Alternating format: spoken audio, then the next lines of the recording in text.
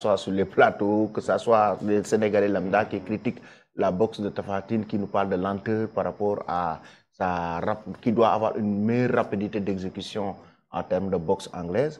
Après, on aura peut-être avec Mohamed Dien le combat, tu vas nous décortiquer un peu Tapha Tine, ses failles, qu'est-ce qu'il doit améliorer pour ses prochains combats en MMA. Dieynaba, le MMA, comment tu as suivi le combat de Petit Lo? Oui, Petit Lo, même je lui ai parlé à la veille parce qu'il m'a appelé pour demander des conseils. C'est un bon ami.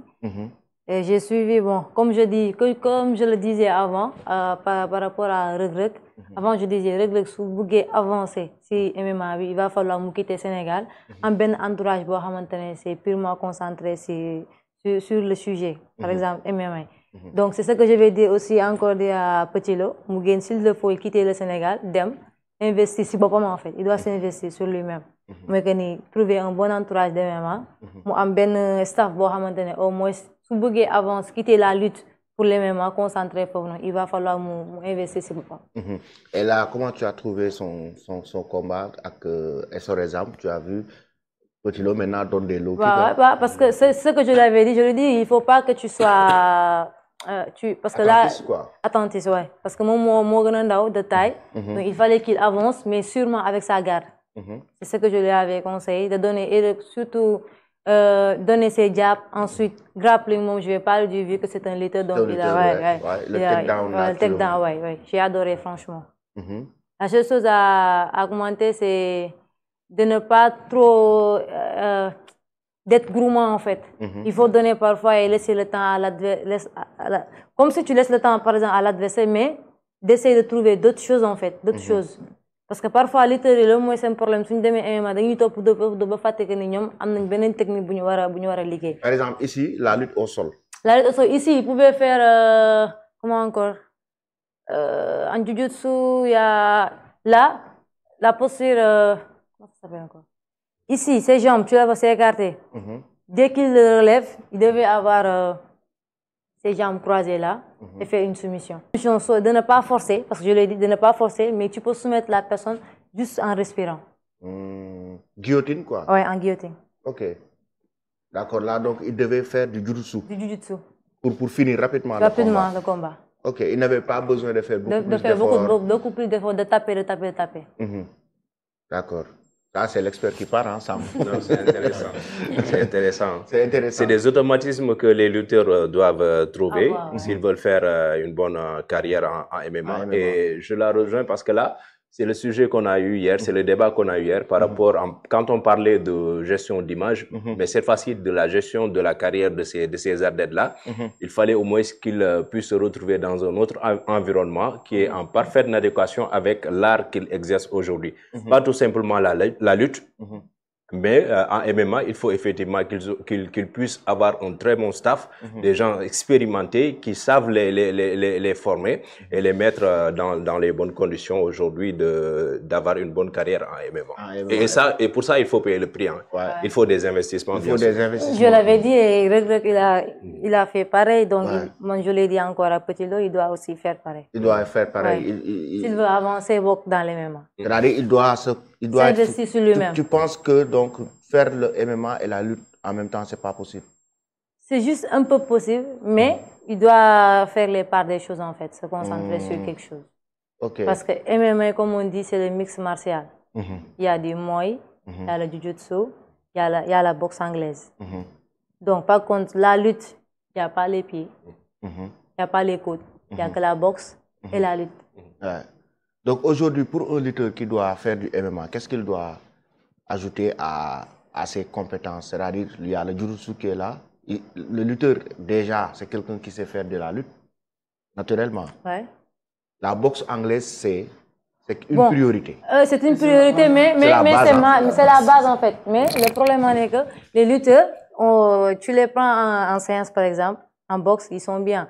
Mais s'ils sont dans l'enceinte de la lutte, pour frapper, c'est de n'importe quoi. Frappe jamais comme un boxeur, par exemple. Ils sont pas, les coups sont pas précis. Deux disciplines différentes. À cause de ça, quand je vous dis que les lutteurs doivent se concentrer encore dans la boxe anglaise, c'est parce que s'ils vont sur l'orthogone, du MMA. Là, c'est pas la lutte. Il faut qu'il donne carrément des bons coups et précis.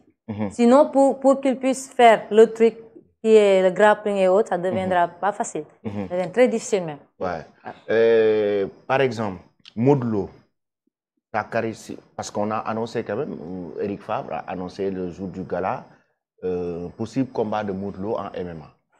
Modou Lo, tu le vois avoir une carrière dans le MMA? Bon, Modou Lo, il a les qualités, hein, vraiment. Je pense qu'il a les qualités, il a cette mentalité et cette technicité, parce qu'à la base, quand tu vois même sur la lutte, tu vois que vraiment, il peut, s'il avait embrassé la discipline qui est le mixed martial art, il pourrait aller loin, parce que c'est un technicien, il est très intelligent sur au niveau de l'enseignement de la lutte. Mais si on fait un transfert de compétences, je pense, avec une petite rectification et de travail, vraiment, il parle loin sur le MMA. C'est-à-dire afin de faire une reconversion pour essayer de terminer sa carrière dans le mixed martial, c'est bien possible. Parce qu'il a toutes les qualités nécessaires. C'est un athlète fin, il s'entraîne, il a un bon prépa. Derrière, c'est de pouvoir s'améliorer en grappling, s'améliorer sur les techniques de soumission, s'améliorer en boxe anglaise. Et je pense qu'il sera un bon acteur dans la cage. C'est un bon lutteur, c'est un bon boxeur. Lui, il a quand même cet avantage. Peut-être même, qu'est-ce qu'il doit ajouter? Jiu-jitsu?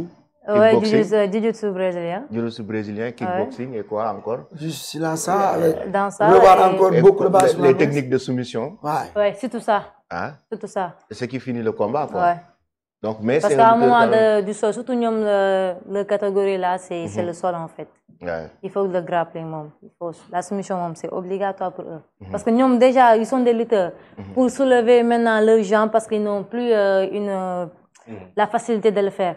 Parce qu'ils n'ont... on l'a vu avec Tafatine. Ouais, on l'a vu avec les coups chargés et tout. Les coups chargés et tout. Donc, nous avons une facilité pour dire que tu es déjà 5 tanks.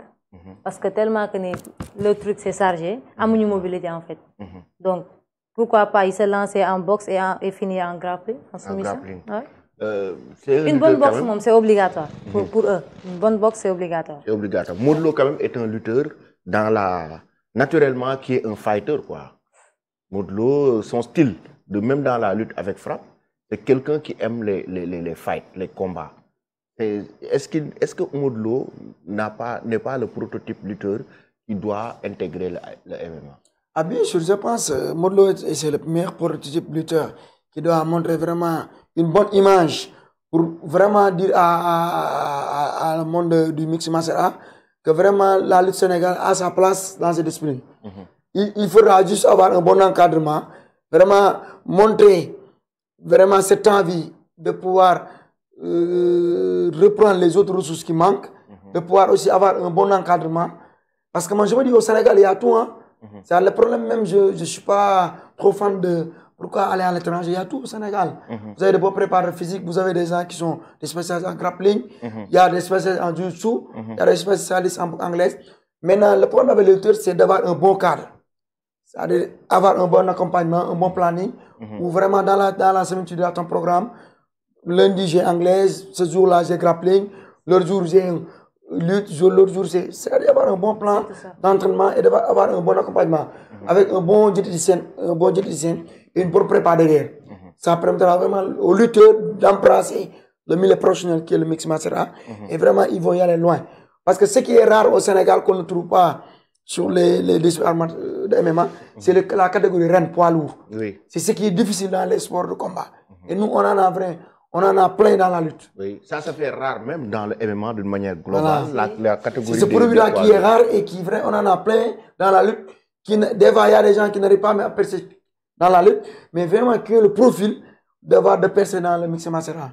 Et je pense, si avec Eric Favre, National MMA, exploite toutes ces ressources et tous ces produits, je pense dans le futur, dans quelques années, je dirais, on aura vraiment beaucoup de champions qu'on va voir dans l'élite du MMA. Du MMA, ça rejoint un peu ce qu'on disait hier par rapport même au management.